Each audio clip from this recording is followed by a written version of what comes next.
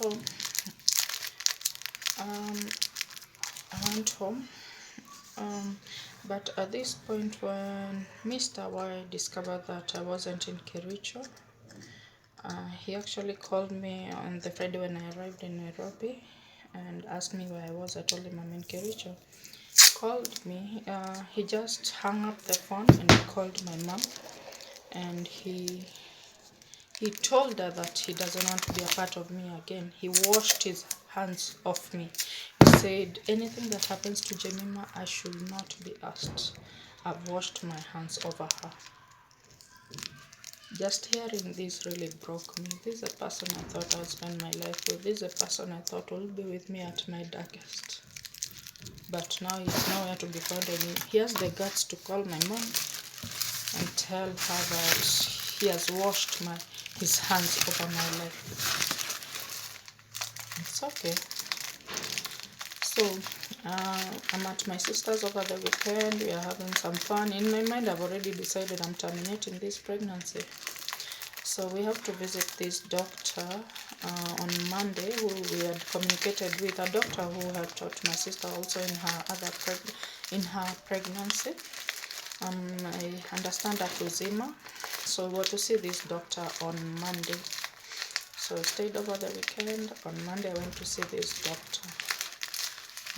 On seeing this doctor was so harsh. He was so harsh to me.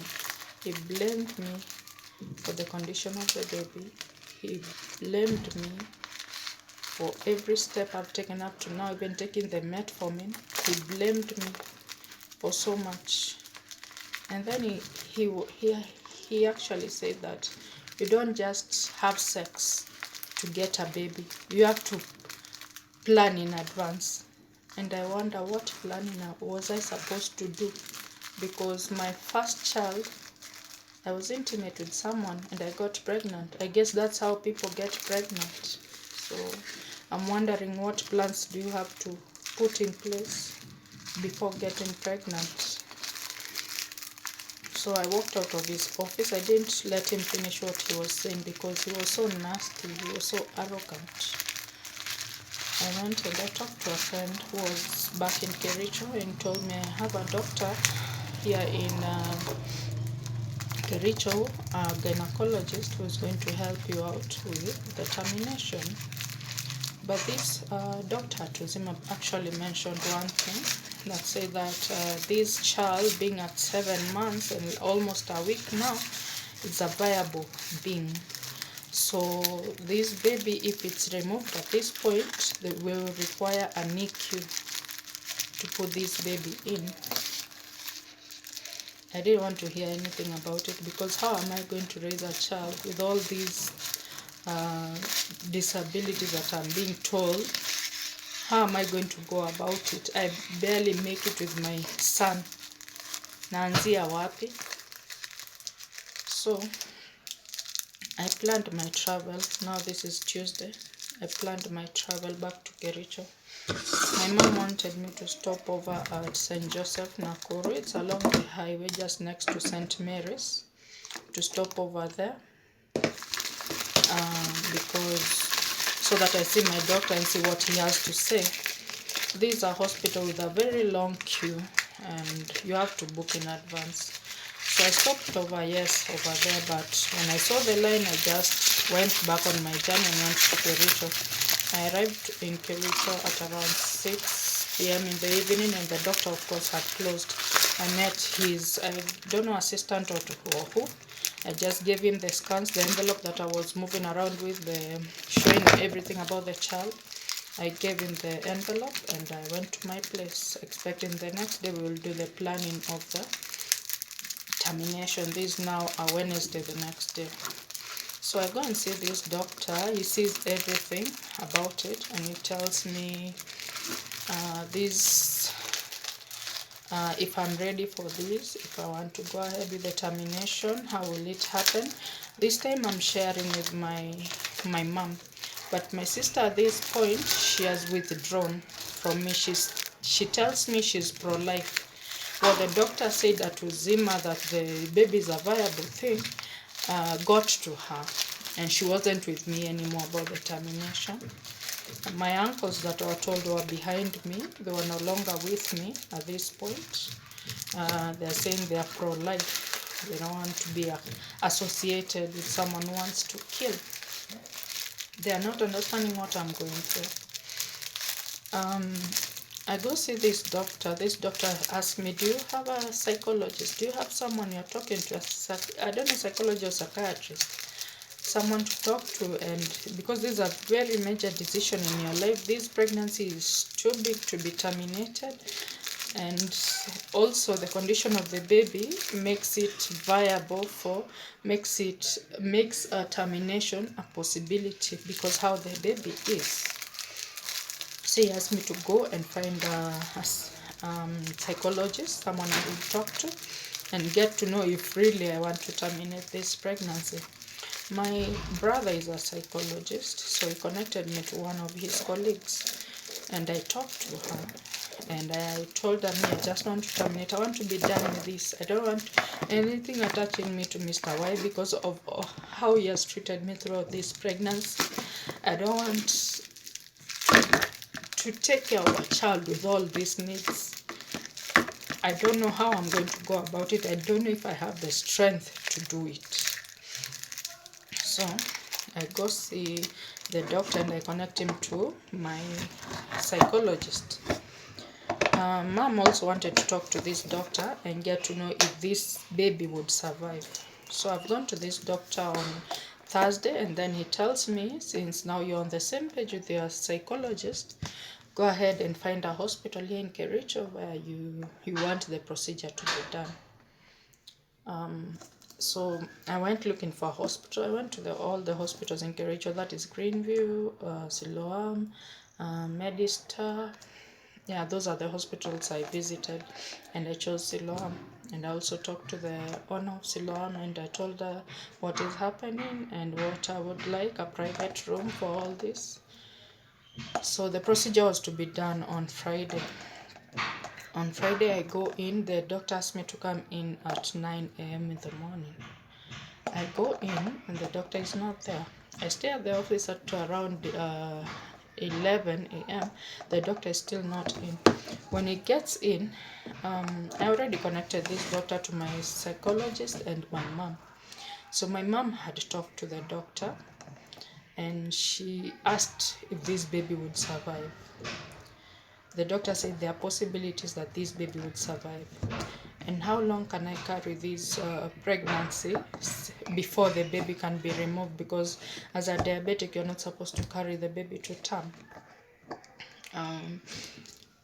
The doctor told my mom this baby can stay up to 34 weeks when I can have the baby. At that time, maybe be induced or have a CS, depending on how the condition will be.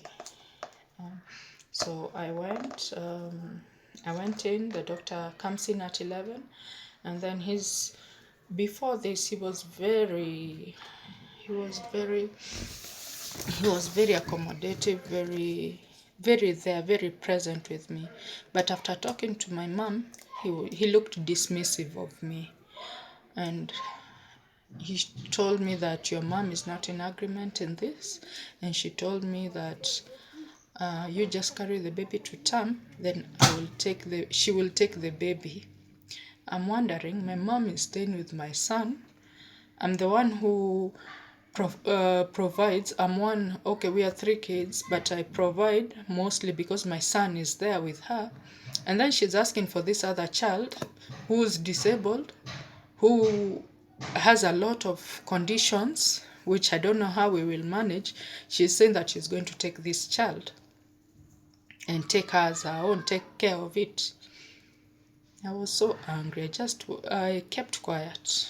And the doctor asked me, do you have anything to say? No. Do you have someone you're staying with? I kept quiet. I didn't answer him anymore. He talked and talked and talked, trying to persuade me, trying to be there for me.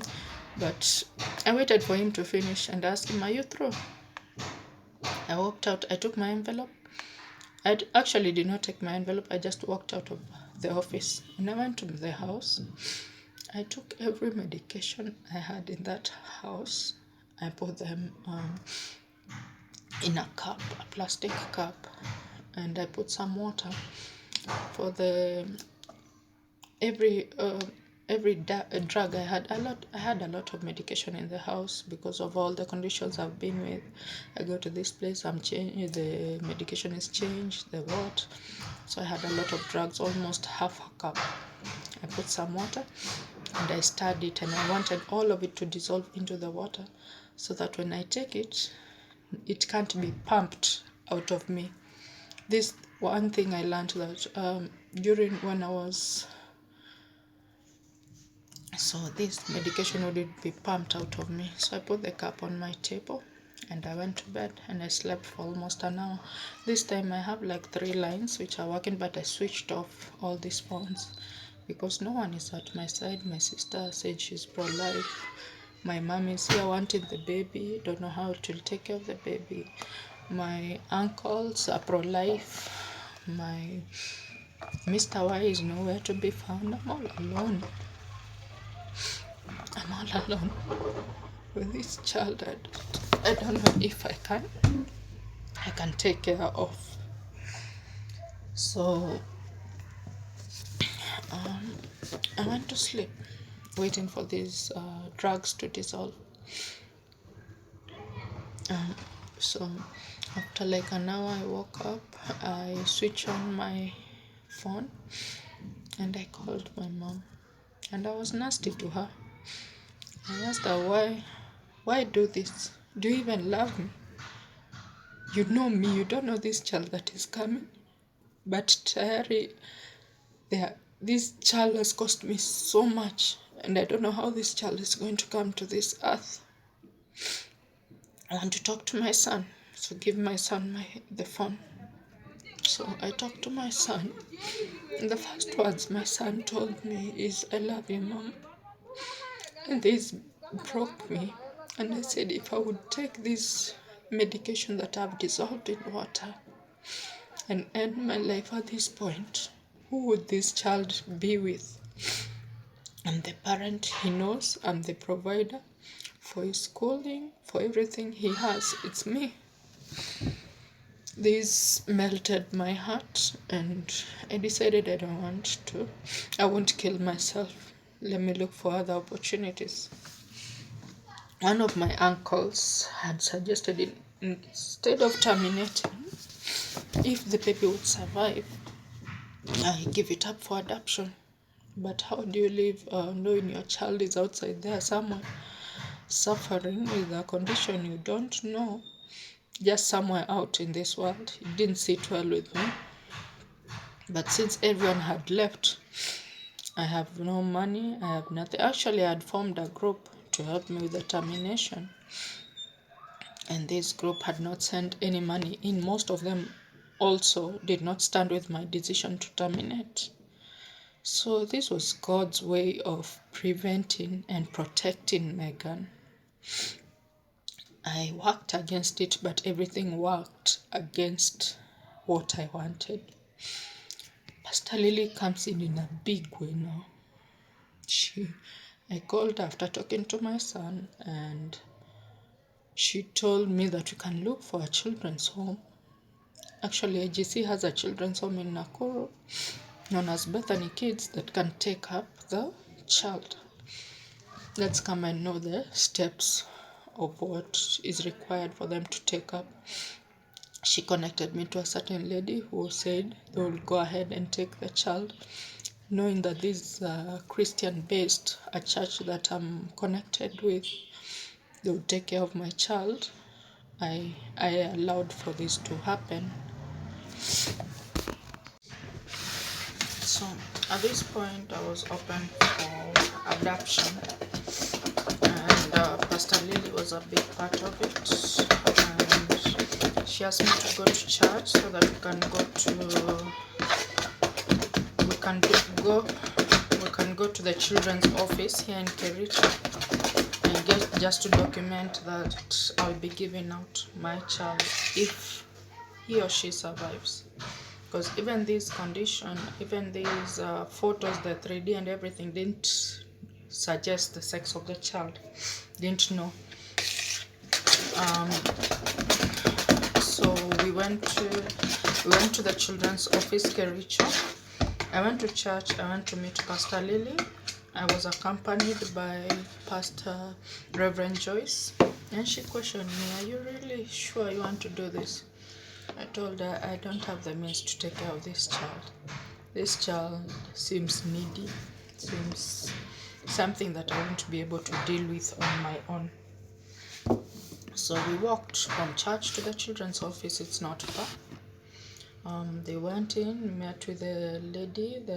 I think she was like the manager around, or I don't know who, but they met with her. They went in with her. They talked, and then she called me, told me, "Are you sure you want to do this?" I'm like, "Yes, I want to do it." My reasons, I told her. I told her the condition of the child. I told her the dad is not part of it. I told her everything, and she saw my reasons as valid and said, "I'll be there with you. Anything you need, I'll be there with you." We went out, we went back. I went back to work, and Pastor Lily they went back to church with Reverend Joyce. And this is where God really took over. Remembering I've not been that busy at work, but as from this point I became so busy that I would get to work in the morning at 6, and I would leave at around 10, 11 there. And all this time my neighbor and friend Sheila was there with me. She would come in the morning, "Have you eaten anything? What do you want to eat?" She either prepares it or she has come with it already prepared. And then in the evening, we would live with her. She would make sure I take a border that is safe for me. Thank you, Border Stano. This guy took me through this whole time. Make sure I'm on a safe border. And I go home and she comes after me with another border. She was there for me all through. But I would really ask her, why me? God just saw. And then this condition, I came to learn about the condition that my child has. The condition is called sacroagenesis, in that the sacrum, the last part, some vertebrae, and the last part of the spine has not formed, and the pelvic bone has not formed. So there are no legs, there is nothing below there. And the sex of the child, I googled this. The sex of the child, they might come if it's not opened. So this child has to undergo surgery immediately after birth, so that they open the way of the urine and the backside. So this was a lot. Or either they would do a colostomy. I don't know, it's called a colostomy bag, so that poop can be collected the side of her stomach using that bag for the rest of her life. Who wants to live like this? But it's okay. Everything was against me. I told God, take over. Actually, I didn't tell God. I was mad at God. I was really mad. How? How do you let me go through this? I'm a single mom. I'm barely making it in business. And here I am with another child with needs that I cannot be able to comprehend in my head. But as I said, God took over at this point. I became so busy. I didn't have time to reason and know what is happening. But in the middle of I have to stay with this pregnancy from 7 months, from knowing how she is, to the 9th month, 34 weeks. That's when they would remove this child, because I'm not supposed to carry to term because of the diabetes, because it starts to spike again when it's towards the end of the pregnancy. So I found some time, I got some cash, and I traveled to see my doctor, St. Joseph. Remember, I passed by on my way from Nairobi. I found a very long queue, and I wasn't able to see him. So I found some time and I went. I talked to this doctor. He allowed me to express myself in every angle I had. I expressed myself. The first thing he told me, you are depressed and you have to be on antidepressants. So he set me on antidepressants and set me on the medication I needed to term metformin. Actually, from the time I realized the child is not okay to when I was going to see this doctor, Dr. Odhiambo, at St. Joseph, I wasn't taking any medication. I didn't see the sense of taking any medication. Yet this child, I've taken a medication throughout, and this child is like this. What's the need of me taking it? What's the need of me taking folic? But he took me back to folic. He took me back. He really counseled me. He took me back to folic. He put me on antidepressants and metformin for the period I needed to until the baby is born. So I go have all this and come back to Kericho. I go spend at my mom's, and then the next day I came back to Kericho and I continued with my work. It was quite busy. I was really busy. I got so many wedding cakes in December. This is now October, November, December. I was so busy in October. I got those cakes for customer service week. It started there, then it went to the cakes where for the graduation, circumcision of boys, and then it came to wedding cakes. That's the most I've ever worked. I think I did a total of 15 weddings in December. I was really busy. I would get to work by 6 in the morning, and I would be the last one, among the last to leave town with Shayla. Shayla would never leave me. Yes, she's through with her work, but she'll come keep me company at my shop until I finish, and then we go with her. Meanwhile, me, I'm set. I'm giving up the child for adoption once it's ready. So I even did a cake for a couple. They were married at Siaya. I didn't have anyone to take this cake to the venue, so I had to take heavily pregnant. I think it was on the 17th of October. I was due in January. My due date was 1st of February, but I wouldn't make it to that because of the conditions with the diabetes. So it was mid-January, 1st to mid-January is when I was really due, when they set my date. So also all this time I'm also doing other scans. When I went to St. Joseph, there was a scan done to prove how it is. When I came back here, still continuing with the clinics, because you have to continue with the clinics and see how it's going on, if the baby is still okay in the stomach, if it's still living, if the heartbeat is still there. In a total, there were so many scans done. Now, after Christmas, I went home. I spent time with my family. All this time, I know I'm giving my child up for adoption. After Christmas, I went back. I also had like 2 to 3 wedding cakes.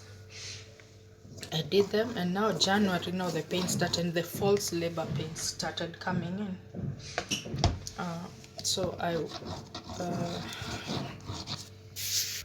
So the false labor pain started coming in. So at this point, the Bethany Kids, Nakuru, it's a children's home for children who are okay, who don't have disabilities. So consulting with the children's office in Nakuru, they said that this facility is not qualified to take up a child with disability. So they cancelled me. They said I won't give up my child to Bethany Kids.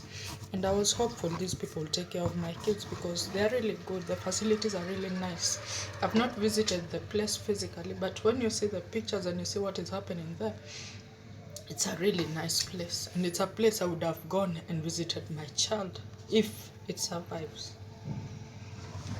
So this lady called me, the ones who run the facility, and told me the children's office has refused and we won't be able to take. They want a stable baby. They don't have accessibility of wheelchair, but this is a program that they are setting up for the next 1 year. You'll be able to do it. So this wouldn't work for me. So here I am with Pastor Lily again, looking for another children's home. She found one in Nakuru. I don't even know the name. This was all Pastor Lily's doing because she didn't want me to terminate the pregnancy. She was really fighting for Meghan. Many people behind me were really fighting for Meghan.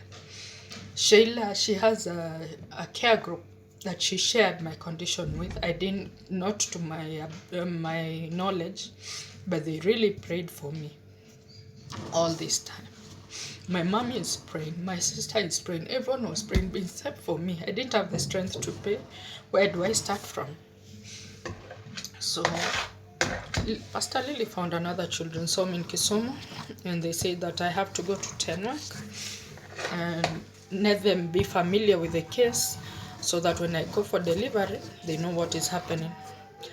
At this time, another scan was done, and it became now ordinary for me. You go for the first time on the scan, they check you, they see the legs are not moving. You go and take some soda or some tea, come back, and it became a norm, because I had done like 7 or 8 scans, and that's what they were always telling me: go and take this, then we see if the legs will move around. But it never, no legs were ever seen. All these scans, no legs were ever seen. So here I am at Tenwek. A friend of mine, a very good friend of mine, Kate, God bless you, she took her car and her driver, and they took me all the way to Tenwek. We went in for the scan. They saw that the baby had not turned. This, I think I'm at 30 or 31 weeks there. They saw that the baby had not turned. The baby is breached. The head is up here. So they said that I have like a week or 2. I come and deliver. So they said they are able to take up this. They have an NICU in case the child will need a NICU. So it's a good hospital. They'll be able to take the child. We go back home. I know, okay, I found this children's home. A week after, Pastor Lily calls me, tells me that this children's home want a stable baby. I don't know what I'm getting. I don't know if this baby will live. I don't know if this baby is coming. And yet these people are asking for a stable baby. Where am I getting a stable baby from? So we had to withdraw from Tenwek. We have to go now to Nakuru again. Now looking for another children's home to take her. One that had accessibility, maybe of a wheelchair, one who could take care of her needs, everything she needed, the child needed. I didn't know if it's a girl or a boy. So I go back. Now it's time for delivering. It's around, I think it was around 10th or 11th of January. I go to Nakuru. Pastor Lily gets another children's home, which she doesn't disclose the details of.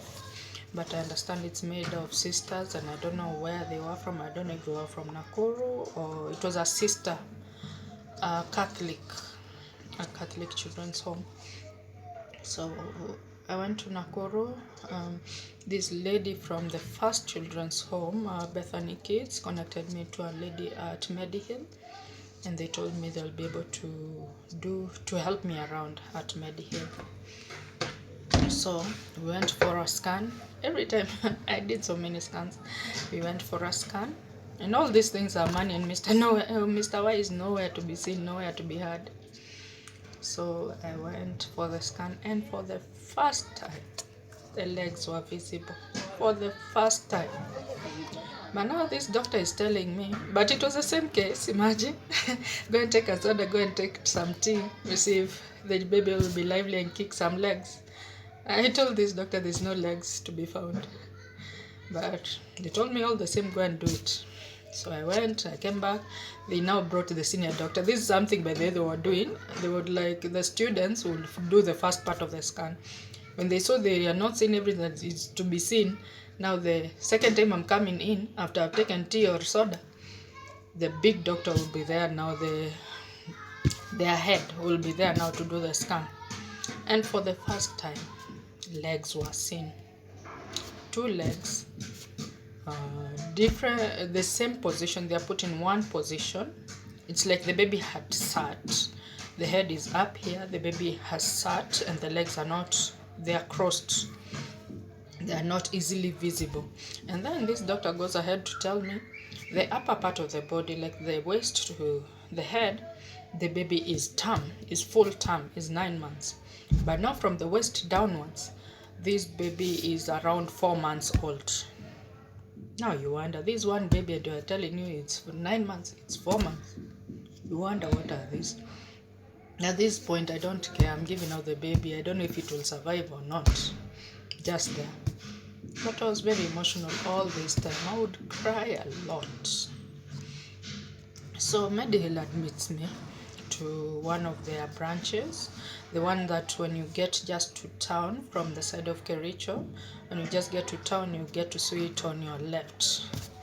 So I slept there. The doctor told me I will have to fast from midnight till morning, so that they can do the procedure, the CS, in the morning, since the child is breech, so they have to do a CS. They did the CS.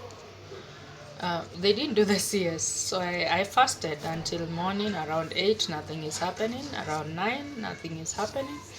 At 10, I called my mom at 9, and they are on the way with my brother coming to see if the procedure is done, because my mom didn't want to be a part of this, how to see me suffer through this. She wanted to be there when I've already given birth and this child has been taken by the Catholics, the sisters who are coming to take her or him. So I called her at around 9:30 and I told her nothing is happening. We were two in the room, and now these nurses have come and taken the other patient who was there, so I'm left alone in a room with 3 beds. So when mom arrives, the doctor and 2 nurses come in with her, and they say that we've seen this is a complicated case. We are not able to do it. We do not have a pediatrician in case this child needs any urgent surgical procedures, and we don't have a NICU in case this child cannot breathe on its own. So we have to discharge you. You go to PGH. They promised. They said they actually. Is it a promise or is it? They were so sure that PGH will take me in, and since they have NICUs, it's a government hospital. They have NICUs. They have pediatricians around, so it will be easy. They'll just do it, and it will be a done case. Remember, I've not eaten anything. It's 10 in the morning. But I barely ate. I really lost a lot of kgs. So we are out. And this time, imagine my grandfather is taking me around. I just fuel his car for him, and then he's the one taking me around. I want to go to this hospital. I want to go here. He's the one taking. Imagine a grandfather of 70-something years old is out there for me, taking me to hospital, and the dad is nowhere to be found. So he takes me to PGH. PGH, they're saying like I'm not in pain, they can't admit me, they are at full capacity. I didn't even listen to everything else they had to say. I just grabbed my envelope and I walked out. I went to the car. And then my grandfather was so concerned, and he really spoke to me. He told me, Shiro, just calm down. It will happen. God knows it will happen at its own time. We went to another hospital. This is now Mercy Hospital. Mercy Hospital is still in Nakuru. The same thing. We don't have doctors, we don't have pediatricians, and we don't have NICUs. So we can't admit you. This is on a Friday at around now 3. I've not eaten anything throughout the day. My mom tried to get me a yogurt. I barely took it. We went now to St. Joseph, the place where I got the operation, the ovarian cyst operation, and the place where I went and visited the doctor, and he put me on the antidepressants. So we went and found this doctor having the last patient, seeing his last patient, and we just asked a favor of him, and he agreed. Dr. Onyango, not Odhiambo, Onyango. And he agreed to see us. He just saw my name, Jemima, and he agreed to see me and see where we are. So I was open to this doctor. I told this doctor, I don't want this child. I decided to give it up, and there's a group of nuns, sisters, who will come and pick the baby up. So we go through everything. He even calls in a specialist, the one who will do the operation. This Friday around 4 p.m. now, the one will do the operation, and we go through all the list. We say we are supposed to meet on Monday. Me, my mom as my next of kin, The father of the baby, these nuns, and the hospital to decide on the way forward. If you're going to just operate on me and remove the baby and put the baby in a NICU. They don't have NICUs, but they have pediatrician, so they have to put this child in an ambulance and straight to PGH Nakuru, where they have NICUs. And all this had to be catered for by someone, so that's why we are meeting all of us to decide what is happening. The father of the child is not around. He's speaking, but he's like upside minded. I'm telling him I'm in Nakuru. He's asking me, where are you admitted at Siloam Kericho? So I'm wondering, was he upset? I don't understand him. So I go home, and this is the day I was supposed to be done with all this. The baby would have been out of me and somewhere in a children's home. So I go home. And when I arrived home, I called Pastor Lily and told her everything that had happened throughout the day. And they said, and the thing of stability came back again. These nuns, these sisters said they want a stable baby. Not actually Pastor Lily who told me this, but the lady from Bethany Kids told me that they want a stable baby. I just broke down. Why all this? I just broke down. I cut off the call and I switched off my phone. I had like 3 lines. I switched off all of them, and I was taking on my antidepressants. I was taking half a tablet every day. I took 4, and I went to sleep. And I've not taken anything. Even the yogurt, I took like 2 sips. I went to sleep. This is Friday night. In the morning, on Saturday, I didn't wake up. I was like in a trance. Mom would come say hi, but I wouldn't even raise my head to say hi to her. I would just be like, Shiro, are you okay? That's what I would do. And then she told me, did you take the medication? Yes. How many? 4. How many are you supposed to take? A half. She would cry in the other room and then come to me, and she's very strong, but her eyes were so red. I didn't get off of bed that day. I didn't even visit the toilet that day.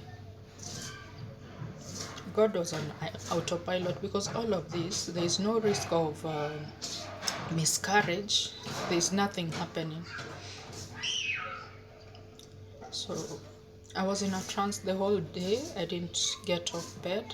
Mom took my medication and hid them so that I wouldn't take any more.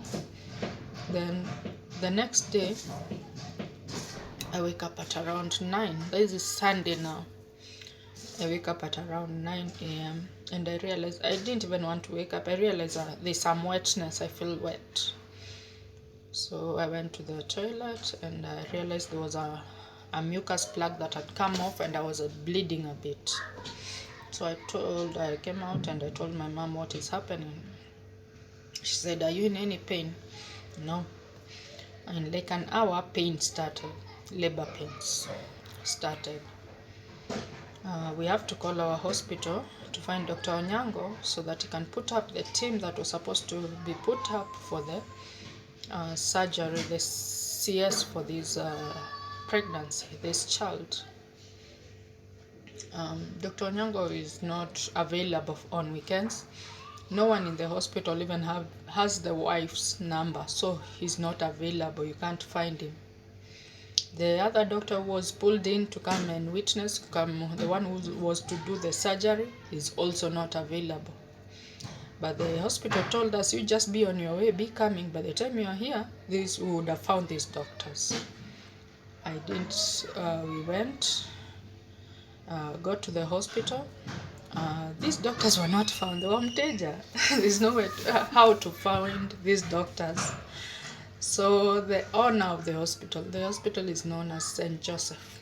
Joseph himself is the one who operated on me. I'm Zungu doctor. He's the one who operated on me. but I didn't know him at first, so they prepped me for the surgery. Actually, the theater was locked with a padlock. They had to unlock it when I was there, when I was being taken there. I actually walked into the theater. They opened a padlock so that I could get in and get on the bed, so that I get sedated. I told them to do a full sedation, but they said it's not possible. It's not advised for a CS. So they did the half sedation, because I wanted all this to be over when I'm waking up. I don't want even to see the child. So I went in, they sedated me, and then there's another doctor who came with scraps, those clothes that they wear when they go for surgery. They're going for surgery. He was happy, he was singing around, saying, we are delivering a baby, we are doing what? And I looked at him and I told him, excuse me, this baby has no legs. And I slept on the bed. The doctor came up to my face and asked me, what have you said? I've said, this baby has no legs. This one that we are delivering, yes, has no legs. So he went silent. He didn't sing anymore. He went silent. I didn't hear him. So they prepped me. They put everything on me. And then now this Mzungu walked in. I didn't know it was the Mzungu who was to operate on me, the doctor, Joseph himself. I didn't know he was the one to operate on me, but he came in. Within like 5 minutes, he said, oh, Mama, you have a baby girl. I wondered, oh, so this child has a sex. This child can be identified as a girl. They put her aside. I looked at the side where they were wrapping her. I didn't ask for her to hold her, but they just wrapped her and they took her away. And then this Mzungu doctor finished on me, sewing me up and everything. And I was out of the theater. Within like 20 minutes I was out. But now I'm still sedated. They pushed me to my room. I was given a private room. They pushed me there. No, my mom had shared with this nurse, the one who received, the midwife who received the baby, had shared with her that I don't want anything to do with the baby. I don't want even to see her or anything. So when they took me to the room and put me on the bed, remember me from the one they were pushing and put me on the main bed, they put me at an angle on one side of the bed. So my mom received some visitors. I had some aunties who were coming. So mom went to meet them. And when she went, this nurse took advantage of that time. And she told me, you have a very beautiful girl. Can I bring her for you? I said, no, I don't want to see her. She's very beautiful. Mind you, all this time, I didn't even carry anything for the baby. I only had a shawl, which they used to wrap her. I didn't have any clothes. I had nothing for the baby. Even for myself, I had maternity clothes, long dresses. I didn't have anything that I would think I would breastfeed the baby when I needed to breastfeed. So this nurse said was nagging, so I told her, bring her. So she brought the baby, a very beautiful baby, wrapped so well, sleeping so soundly. And I told her, okay, I've seen her, now take her back where you took her. And in the commotion of me telling her to take her back, my mom walked in with my aunties, 2 aunties. They walked in. The nurse took advantage of this time and she placed the baby beside me. Remember, I'm still sedated, half of me, I can't do anything. She put the baby beside me on the side of the wall and she ran out. This is God's doing. This is not me. So my mom, when she came in and saw that the baby is beside me, my mom knew I had accepted this baby. And my mom cried. You know, that loud cry. She really cried. And at this point, it came to me that if I reject this baby, my mom will die. And I don't want my mom to die. So I will have to accept this baby because of my mom. My mama After all the crying, she told me, what is the name of the baby?